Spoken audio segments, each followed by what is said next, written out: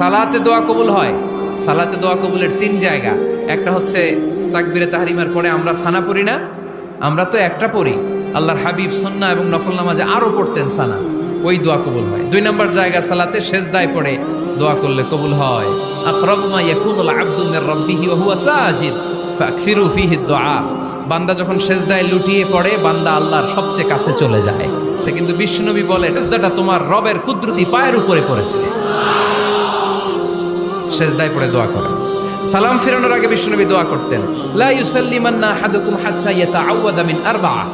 আল্লাহর হাবিব বললেন, 4 জিনিস থেকে পানাহানা আছে, আমার কোন উম্মত যেন সালাম না ফিরায়। তারা যেন পড়ে, আল্লাহুম্মা ইন্নী আউযু বিকা মিন আযাবিল কবর, আউযু বিকা মিন আযাবি জাহান্নাম, আউযু বিকা মিন ফিতনাতিল মাহইয়া ওয়াল মামাত, আউযু বিকা মিন ফিতনাতিল মাসিহিদ দাজ্জাল।